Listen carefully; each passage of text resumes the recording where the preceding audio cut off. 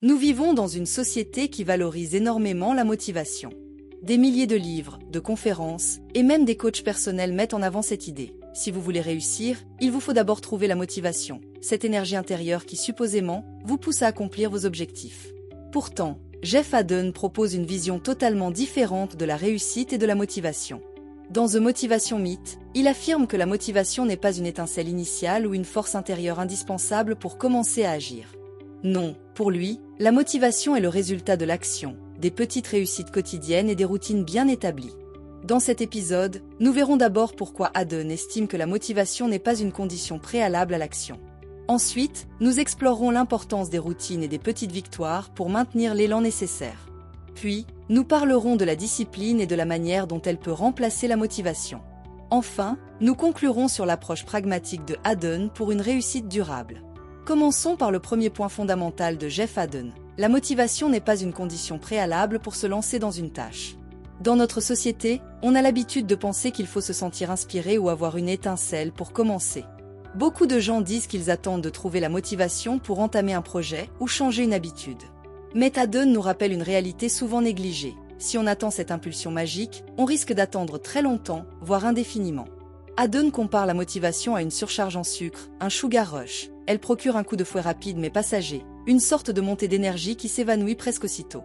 En d'autres termes, la motivation est temporaire, elle ne dure pas. Et même lorsqu'elle arrive, elle n'est pas assez solide pour porter des projets sur le long terme. Pour Haden, ceux qui réussissent ne le font pas parce qu'ils ont des moments d'inspiration, mais parce qu'ils construisent leur succès jour après jour indépendamment de la motivation du moment. Le vrai secret, selon lui, c'est de commencer malgré le manque de motivation. Par exemple, si vous avez décidé d'écrire un livre, inutile d'attendre une inspiration soudaine. Il faut simplement s'asseoir et commencer à écrire, même si les idées ne vous paraissent pas parfaites.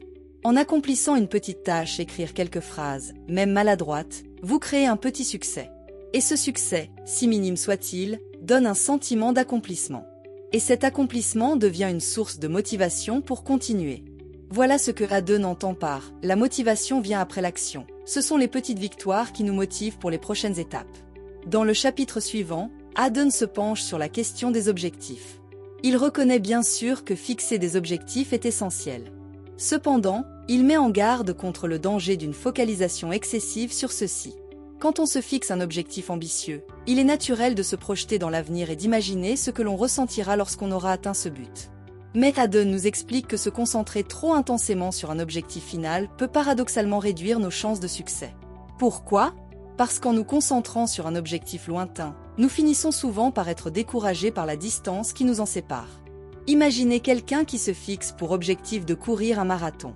Si cette personne ne fait que penser aux 42 km, elle risque de se sentir submergée et de perdre confiance.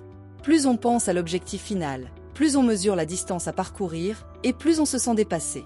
Haden propose donc de se concentrer sur le processus, sur chaque étape du chemin qui mène à l'objectif, plutôt que sur l'objectif lui-même. Prenons l'exemple du coureur de marathon. Au lieu de penser à l'arrivée, il serait préférable de se concentrer sur chaque séance d'entraînement, sur chaque kilomètre parcouru. En adoptant une approche progressive, chaque séance devient une étape franchie vers le but final. Et au lieu de stresser en regardant combien il reste à faire, on se satisfait du progrès fait aujourd'hui. L'un des concepts clés du livre de Haden est le rôle crucial des routines.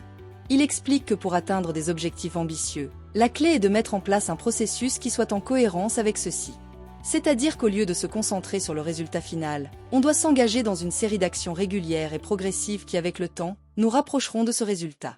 Dans le contexte professionnel, par exemple, cela signifie définir des tâches quotidiennes spécifiques qui nous rapprochent de nos objectifs, sans penser constamment au but ultime. Un musicien qui souhaite maîtriser un instrument ne devrait pas viser d'apprendre une sonate complète en une journée. Il commence plutôt par apprendre quelques mesures, puis chaque jour, il en ajoute davantage à son répertoire.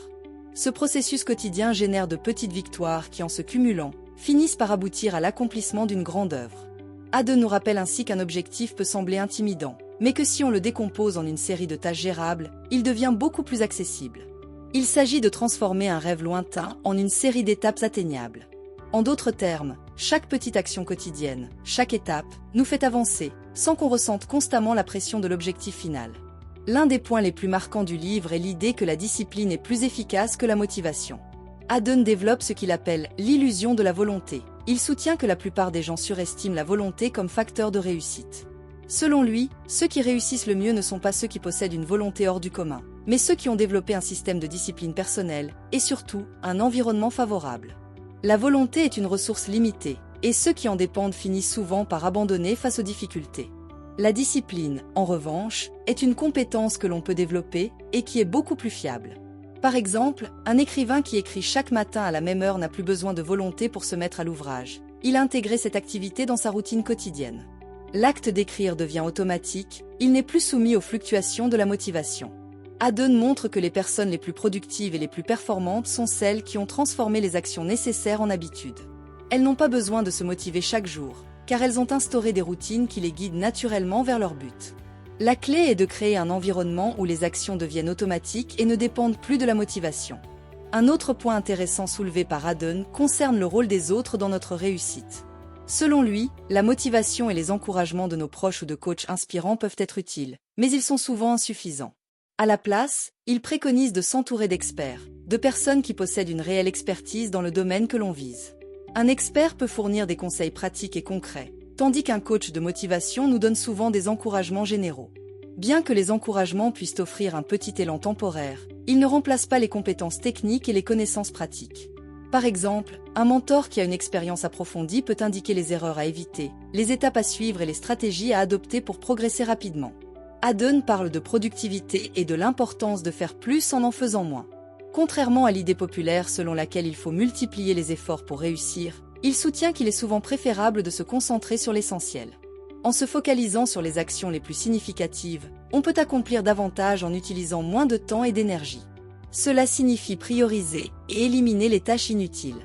Par exemple, un étudiant pourrait se concentrer sur les matières clés de son programme, en laissant de côté celles qui n'ont qu'un impact mineur sur sa réussite. Cette stratégie permet d'économiser son énergie et d'augmenter ses chances de succès en canalisant ses efforts là où ils ont le plus d'impact. En conclusion, The Motivation Myth de Jeff Haddon nous invite à reconsidérer notre relation à la motivation. Plutôt que d'attendre cette fameuse étincelle pour agir, Haddon nous encourage à nous mettre au travail dès maintenant, même si la motivation n'est pas au rendez-vous. En établissant des routines quotidiennes et en se concentrant sur les petites victoires, on construit une base solide pour le succès. Le véritable message de Haddon est le suivant. La réussite n'est pas le résultat d'un moment d'inspiration intense, mais le produit de la répétition, de la discipline et des actions concrètes.